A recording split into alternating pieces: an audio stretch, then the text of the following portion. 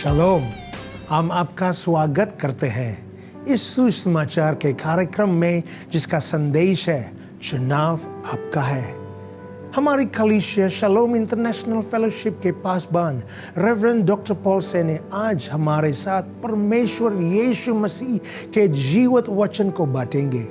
आए हम मिलकर परमेश्वर के वचन को सुने और आशीषित पाए। On fire for God. परमेश्वर के लिए आग से भर And if जाए। they're on fire for God, जब आप परमेश्वर के लिए भरे होगा आग they से, have to multiply. उन्हें गिनती में बढ़ना ही होगा, Because they're not on fire, they become like that. क्योंकि वे आग से भरे नहीं हैं, उनका जीवन व्यर्थ है। I'm not here for the souls only, I'm here for you. मैं सिर्फ आत्माओं को जीतना नहीं चाहता, मैं आपके लिए यहाँ पर हूँ। For you, so that you be on fire and you win the lost, and then the lost begin to be found, then they become disciples. आपके लिए यहाँ आया हूँ ताकि आप आग से भर जाएं और फिर आप आत्माओं को खोज करके लेकर आओगे और वे यहाँ पर चेले बन What's the जाएंगे। use of you bringing another soul but you not on fire? जब आप दूसरी आत्माओं को लेकर आते और आप आग से नहीं भरे हो, In the house, in the community, among your friends, they must see the fire. कि मित्रों के बीच में उन लोगों को आग को In देखना your है। office, they must see the something about you. आपके दफ्तर में लोग देखें कि आप बिल्कुल अलग हैं। If they don't see anything, जब वे कुछ न देखेंगे, that means you fail. इसका मतलब आप असफल हो गए हो। That means you do not seek God. इसका मतलब कि आप परमेश्वर की खोज नहीं करते। You seek God only in the church, something is wrong. यदि आप केवल कलीसिया में परमेश्वर को खोजते हो तो कोई गड़बड़ी है आपके अंदर। You seek God as an individual, then you come together, the fire of the Holy Spirit will come. जब आप व्यक्तिगत रूप से परमेश्वर को खोजोगे और फिर एक साथ इकट्ठे होकर यहाँ पर आओगे तो परमेश्वर का आग आपको भर देगा। But I still believe मैं अभी भी विश्वास करता हूँ, there is still a church. फिर भी एक कलीसिया है, A church that is in the last days, अंतिम दिन की कलीसिया, that still gets excited वह उत्साहित हो जाता है about the things of God. परमेश्वर की बातों के Are विषय। you going to be that church? क्या आप ऐसी कलीसिया बनना Are चाहते? you going to be that church? क्या आप ऐसी कलीसिया? Then get your life right. तो अपने जीवन को सुधार लो, Get your lives right. आपके जीवन को सुधार Get low, the fear of the Lord inside your life. परमेश्वर का भय आपके अंदर आ जाए, Get the holiness into your life. आप अपने जीवन को पवित्र बनाइए, Get the character of Christ into your life. मसीह का स्वभाव आपके अंदर आ जाए, Get filled with the Holy Spirit. पवित्र आत्मा से भर जाइए, Pray. Tongue talking people, it's okay. प्रार्थना करिए और अन्य भाषा को बोलिए। You got to speak in tongue. आपको अन्य भाषा बोलना है, Even if you don't understand, you pray in the Spirit. यदि आप नहीं समझते हो फिर भी आपको अन्य भाषा में बोलना है। And the more you begin to pray, and then suddenly understanding comes. जितना ज्यादा आप आत्मा में होकर प्रार्थना करोगे फिर अचानक आपको समझ में But आएगा। if you don't step out by faith, if you don't step out by faith, if you don't speak, if you're not gonna, if you're gonna go into your office and then there's so many people gonna attack you, you go to the bathroom, you pray in tongue. आप दफ्तर में जाते हो, वहां पर बहुत सारे लोग आपके विरोध में आ जाते हैं, आप वहां बाथरूम में जा सकते हैं और अन्य भाषा में बोल सकते हैं वहां पर। You pray in the Spirit and you go out and then you share, then you speak, then you get the power of the Lord will influence the rest of the people. आप बाहर आकर के फिर उनसे बातचीत करते हो तो परमेश्वर का आत्मा सामर्थ्य लोगों पर प्रभाव डालेगा। A church that isn't afraid of the fire. एक कलीसिया जो उस आग से डरती नहीं है, A church that get excited when they read the word of John the Baptist. कलीसिया जो यूहन्ना बपतिस्मा दाता के वचन को पढ़कर उत्साहित हो जाती है। Matthew chapter 3 verse 11. मत्ती अध्याय 3 वचन 11। He says like this. I indeed baptize you with water unto repentance, but there is one coming after me. He will baptize you with the Holy Ghost and with fire.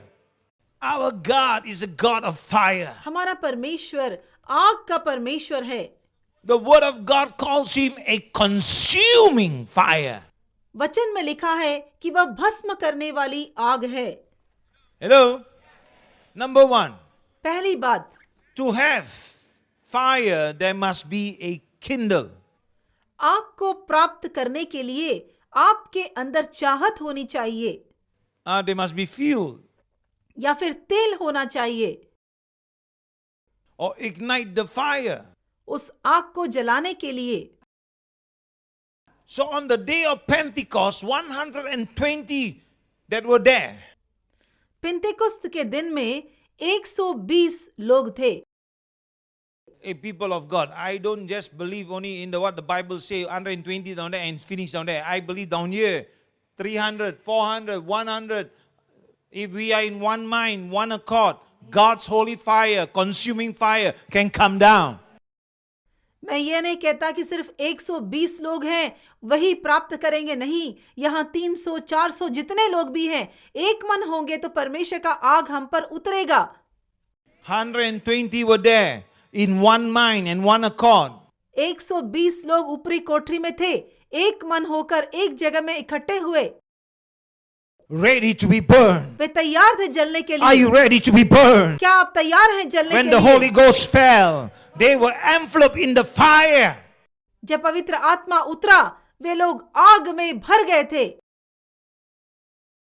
Oh, that fire was wild, वो जो आग है वो बहुत ही विशाल थी, out of control fire. उनके नियंत्रण से बाहर थी, But it was of the Holy Ghost. लेकिन वो पवित्र आत्मा की आग थी। You know the holy fire when it comes upon you. Kiralabashandalabata, kipikete. जब पवित्र आत्मा का आग आपके ऊपर आता है तो आप अपने आप को नियंत्रण नहीं कर सकते, It transforms you. वह आपको पूरी तरह रूपांतरित कर देता है।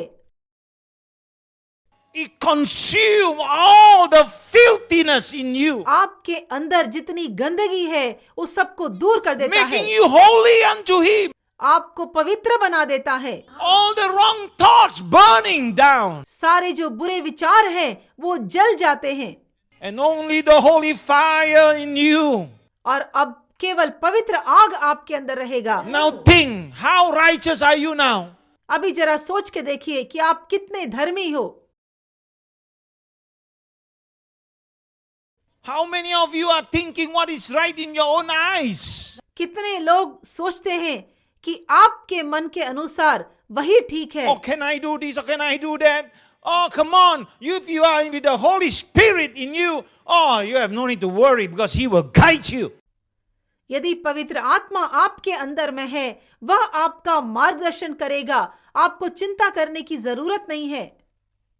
He is disciplined वह अनुशासित है and He follows the rules. और वह नियम के अनुसार चलता है, And the church that follows Him follows the rules. कलीसिया जो पवित्र आत्मा का अनुकरण करते हैं वो नियम के अनुसार चलते हैं, Is disciplined, वह अनुशासित है, working together. एक साथ मिलकर काम करते हैं। And when Peter speak, everybody listen. और जब पतरस बोला तो सारे लोग उसको सुनते हैं।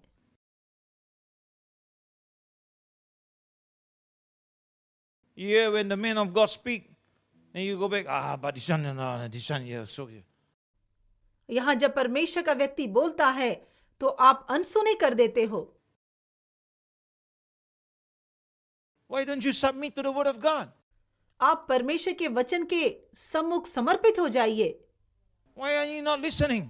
आप क्यों सुनते नहीं हो? Why are you not practicing?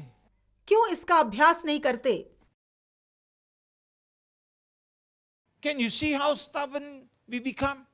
हम कितने जिद्दी बन जाते हैं। How can God use you? कैसे परमेश्वर आपका उपयोग करेगा?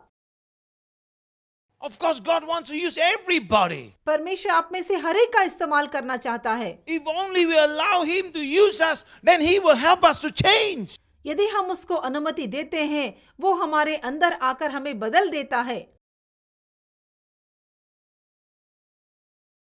Number 2, दूसरी बात, the fire of God illuminates. परमेश्वर का आग हमें जलाता है। What do people see when they look at us? जब लोग हमें देखते हैं वह क्या देखते हैं?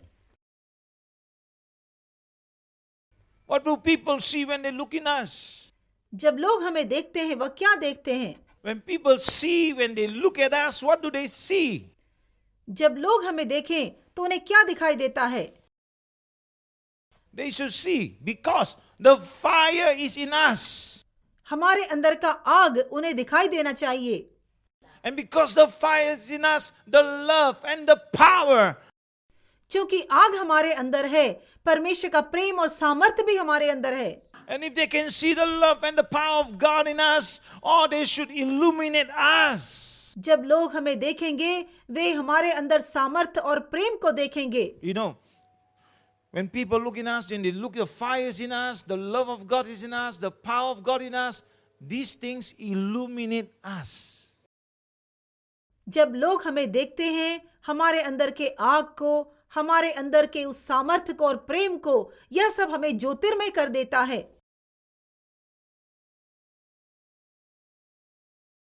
And how do you have the love of God? और आपके अंदर परमेश्वर का प्रेम कैसे आएगा? By drawing that love from Him. परमेश्वर से ही आप उसको प्राप्त कर सकते हो। How you get the power of God? परमेश्वर का सामर्थ्य आपको कैसे मिलेगा?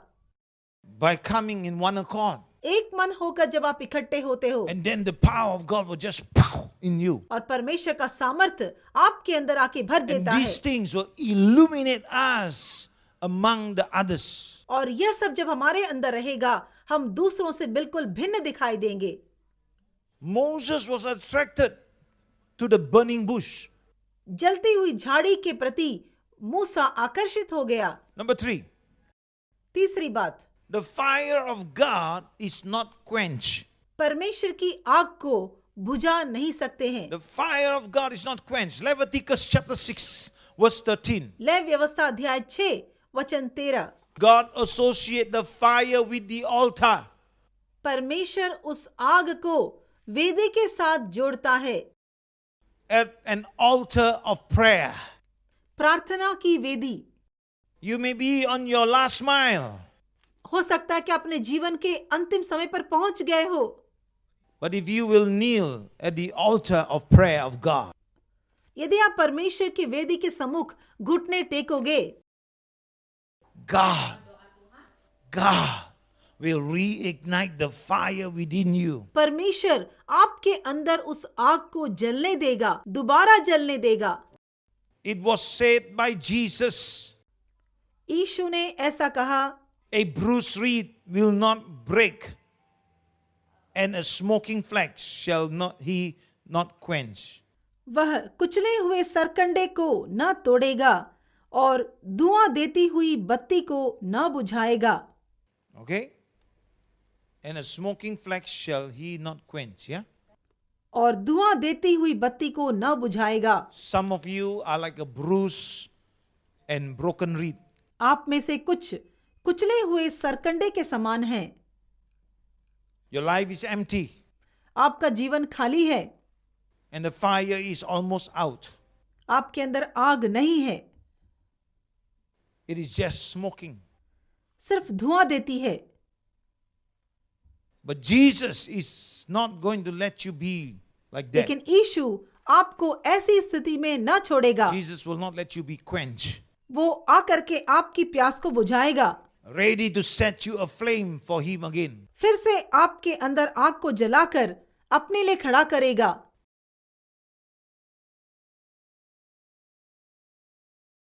You know, if you are in this church, यदि आप इस कलीसिया में हो, no matter how stubborn you are, भले आप जितने भी जिद्दी हो, I believe मैं विश्वास करता हूं that Jesus is not done with you. यीशु ने आपके अंदर पूरा काम नहीं किया है। That if you would humble yourself, यदि आप अपने आप को नम्र करोगे, that fire would not be quenched. वो आग आपके अंदर न बुझेगी। That He can use you, reignite you, because every person is important. वह आपका इस्तेमाल करेगा क्योंकि हर एक व्यक्ति उसके लिए मुख्य है।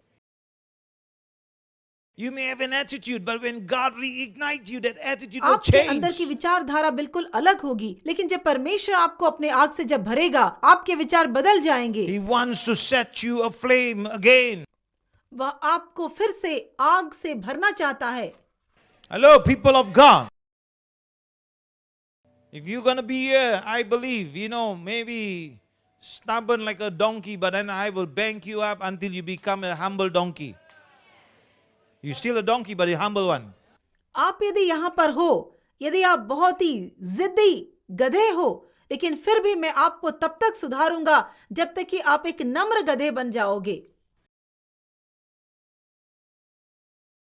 so that God can use you. ताकि परमेश्वर आपका उपयोग करे. Jesus entered Jerusalem riding on a donkey. यीशु यरूशलेम गया, वह गधे पर गया. And if he can ride on a donkey, he controlled the donkey well, eh? यदि वो गधे के ऊपर गया सवार होकर, तो उसको अपने नियंत्रण में रखा उसने. Number 4. चौथी बात, The fire of God doesn't stand still. परमेश्वर का जो आग है वह स्थिर नहीं रहता. On the day of Pentecost, 120 of them get on fire. पेंतिकुस्त के दिन में 120 जन आग से भर जाते हैं. By the end of the day, 3,000 were on fire. जब उस दिन का अंत होता है, 3,000 लोग आग से भर जाते हैं. That is why I told you, I'm not worried about the church growth. मैं इसलिए आपसे कहता हूं कि मैं कलीसिया की गिनती के विषय में नहीं If चिंता you करता. are on fire, यदि आप आग से भरे हो, when you go out, जब आप बाहर जाओगे, that fire will spread. वो आग फैल जाएगी. From you, one person can become 3,000. Can you imagine? एक व्यक्ति 3,000 बन सकते हो. That's what happened on the day of Pentecost. 120 of them on fire. 120 थे आग से भरे हुए. By the end of the day, 3,000 were on fire. It is contagious. उस दिन के अंत में 3,000 लोग आग से भर गए. वह फैलता गया. The fire of God always spread. परमेश्वर का आग फैलता जाता है. Once you get on fire, you're going to spread that जब fire. आप आग से भर जाओगे, वह आग फैलती जाएगी. You got to spread the message of hope. आपको इस आशा के संदेश को फैलाना है. You got to spread the message of hope. आपको इस आशा के संदेश को फैलाना है. Hello, people of God. The fire can't stand still. परमेश्वर की जो आग है वह निष्क्रिय नहीं हो सकती. In Acts chapter 8, प्रेरितों अध्याय 8. they were scattered because of the persecution. सताव के कारण लोग वहां बिखर गए थे. But it didn't stop the fire. लेकिन उस आग को वे रोक नहीं सके. That persecution was to stop the fire, but the fire even spread more. सताव के कारण आग को बुझा नहीं सके, लेकिन वह आग और ज्यादा फैलती गई. Hello? The fire was not stopped from spreading, it was spreading even more. कोई भी उस आग को फैलने से नहीं रोक सका. आग फैलती गई. So the fire spread to Samaria, आग सामरी उस देश में फैल गई. and it says this, और यहाँ लिखा है, there was great joy in that city. और उस शहर में बहुत आनंद था. Can you imagine? आप कल्पना कर सकते हो. You get filled with the fire. आप आग से भर जाते हो. You can't contain that fire. आप उस आग को अपने नियंत्रण में You नहीं got रख to सकते. spread that fire. आपको उस आग को फैलाना है. And that fire touches somebody. और वह आग दूसरों को जाकर छूता है. that place will have the joy of the Lord. उस स्थान में परमेश्वर का आनंद आ जाएगा. That is why preach the message of hope. इसलिए परमेश्वर की इस आशा के संदेश को प्रचार करिए. Acts 1:8. प्रेरितों अध्याय 1:8. But you shall have power after the Holy Ghost, the fire, has come upon you, and you shall be my witnesses of me to the ends of the earth. So, but you must spread the fire. आपको इस आग को फैलाना है. Don't wait for persecution to come. सताव आने के लिए इंतजार न करें. And I tell you, it's coming. मैं कहता हूं कि वह आ ही रहा है. It's coming. आ रहा है. But don't wait for it to come. Spread the fire so that he will be held back. आप इस आग को फैलाइए ताकि वो सताव रुक जाए। Number 5. पांचवी बात, The fire of God restores broken and shattered lives. परमेश्वर का आग टूटे हुए उस जीवन को, बिखरे हुए उस जीवन को पुनर्स्थापित करता है। So the fire of God restores broken lives. परमेश्वर का आग आपके टूटे हुए उस जीवन को पुनर्स्थापित करता है।